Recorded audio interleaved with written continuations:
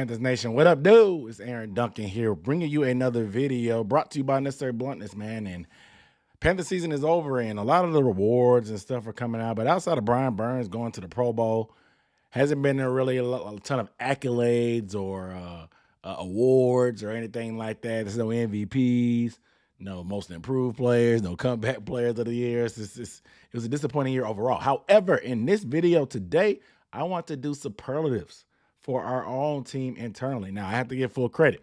My man Michael Rimmer from Twitter, he came up with the idea of what awards should be. I'll put those categories up on the screen, but I'm going to run down my list and give who I think deserves what award and why. But before we get into that, like I said, my name is Aaron Duncan here, recapping analysis of the Panthers and all that stuff. And if you want to see more videos like this, film breakdowns, a lot of different news and updates that is going to be coming from this offseason and stuff like that, make sure you hit the subscribe button and the bell icon, because that's going to make sure you get notification every time I drop videos. Because, like I said, it's a lot of news coming out of the team, as you know, with the coaching search, draft, and all that stuff. So if you don't want to miss that, subscribe.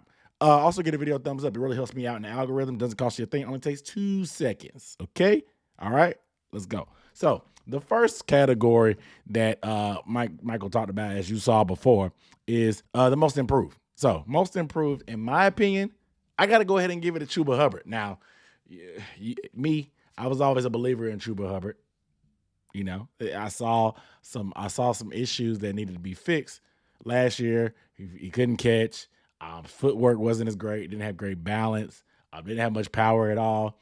This guy really got into the lab and worked on his craft. Now, Chuba, like I said, much maligned by many fans because everybody remembers that Chuba Hubbard was a Rule guy, and the only reason he's here is Rule.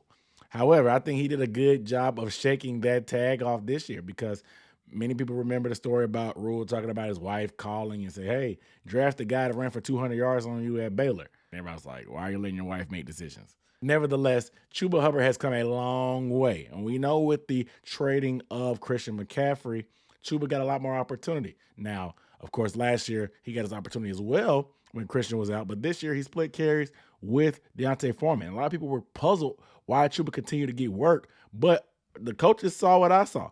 Chuba Hubbard improved his balance tremendously. He ran with a lot more confidence and decisiveness. His vision tremendously took off. And he ran a lot more power, and he didn't get to catch a lot of passes, but there's plenty of evidence to show that his hands have come a long way. So most improved with Chuba, because obviously he had a career high in that Detroit game. Who didn't? We ran all over them.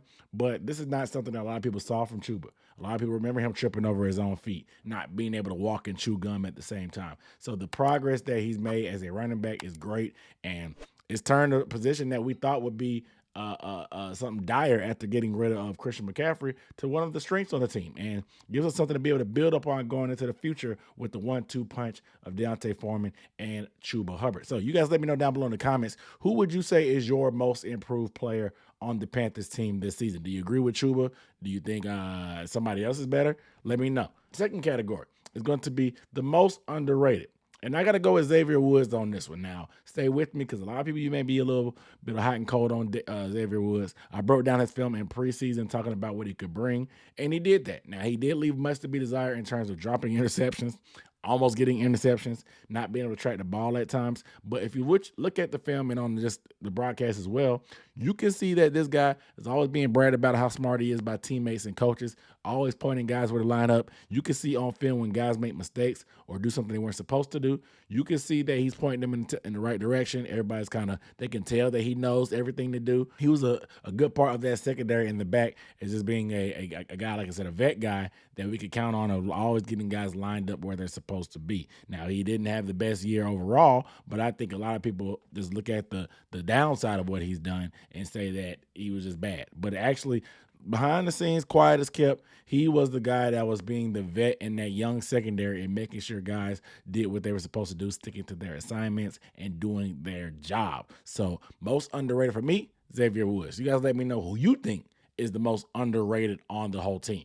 Next is most valuable player. Now, this one, I can't see how you disagree with this, but if you do, let me know. I got to go with J.C. Horn. Now, J.C. Horn, he missed some games. I know a lot of people are skeptical about him missing injuries, saying he's injury prone, stuff like that. A lot of it is just bad luck, to be honest. I don't think we realized how valuable this guy was until down the stretch when we didn't have Dante and then we didn't have JC going against the Bucks, and we had CJ Henderson and Keith Taylor, and it was bombs over Baghdad, guys. It was bomb after bomb after bomb to Mike Evans.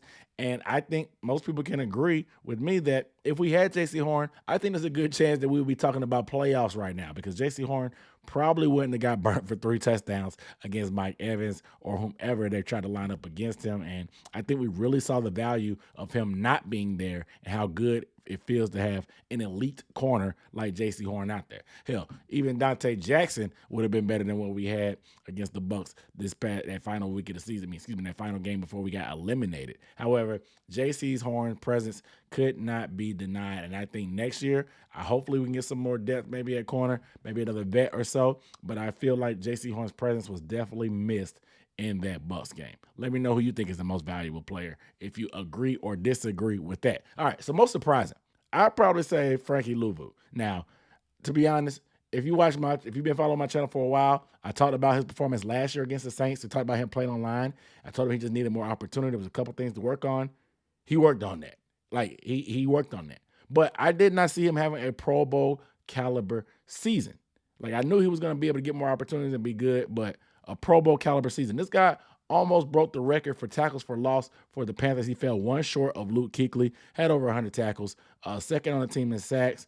This guy did it all for us, lined up on the edge, lined up at off-ball linebacker. Frankie Luvu was a fan favorite. We got him for super cheap, picked him up from the Jets. This is one of the best signings of Scott Fitter and Matt Rule's era together, as they got great value out of him. He's pretty far and beyond exceeded what we could have expected from Frankie Luvu in terms of being a guy that was, late round pick, if not undrafted, playing with the Jets, just being the high mortal guy, to being one of the anchors of our linebacking core and defense, and a core piece that we can build upon going forward. So his presence is always felt. He jumps out on the screen on tape. He's always making plays, always around the ball, always giving max effort. This guy's a madman, dog. He puts his body on the line every week. I love Frankie Luvu. I'm a big fan. He was a big surprise to me. I knew he was going to be good. I didn't know he was going to be this good. I think he deserved some Pro Bowl attention, but we'll see what happens. Maybe next year he'll take that next step. From the next category is going to be the most disappointing. I got to go with Baker Mayfield. Baker Mayfield was a big disappointment for me. I was expecting a lot more. Now, I know he wasn't some great quarterback, but I expected him to be better than Sam, better than what we've had before. He's shown up in 2020 that he's had success in the right circumstances. I just honestly think that he wasn't a right fit for the system with McAdoo. I don't think McAdoo was ever hired to work with the guy like Baker Mayfield. I told you myself in the film breakdowns when we broke down the all 22 that Baker Mayfield is not really a timing or a rhythm guy. He needs play action and stuff like that. And a lot of being McAdoo's system is predicated on footwork, timing, people being where they're supposed to be and lining up like that. And I just think it was a square peg round hole situation. So it just was a disappointment. I did not see it being that bad to the point that he would be benched for PJ Walker or Sam Darnold and then eventually be cut.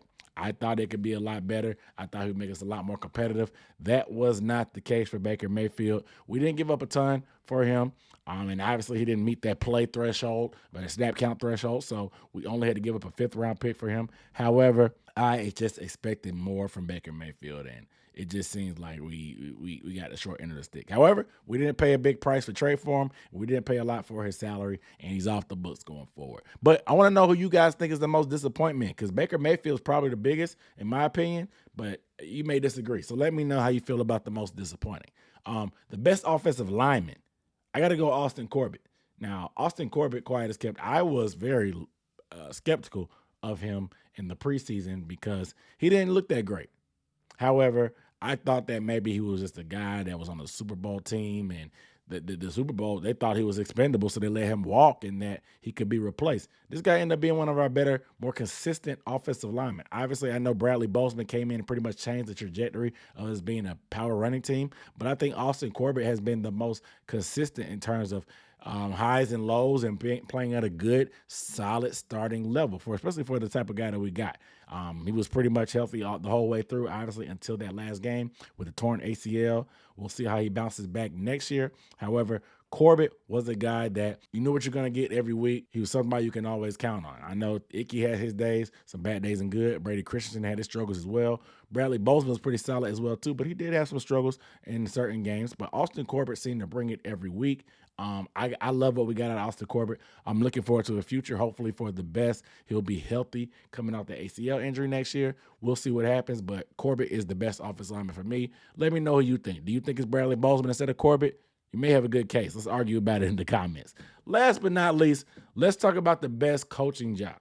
The best coaching job, in my opinion, goes to James Campen, our offensive line coach, because we took something in one offseason that went from being a potential weakness that always held us back for God knows how long to turn it into the strength of our team. I don't think it's a reach to say that the offensive line was the best unit overall on the team. Maybe you want to say special teams and kicking because Eddie Pinero led the league in field goal percentage, and we know what J.J. Jansen does as far as consistency.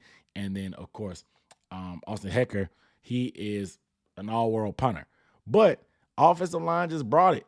We were healthy. The continuity that was there all season, it was just something that we could always hang our hat on to be there. It allowed the myriad of quarterbacks that we had to be able to have some levels of success. Even though Baker Mayfield had some lows, the offensive line wasn't really the reason that he was struggling. He just didn't trust the offensive line.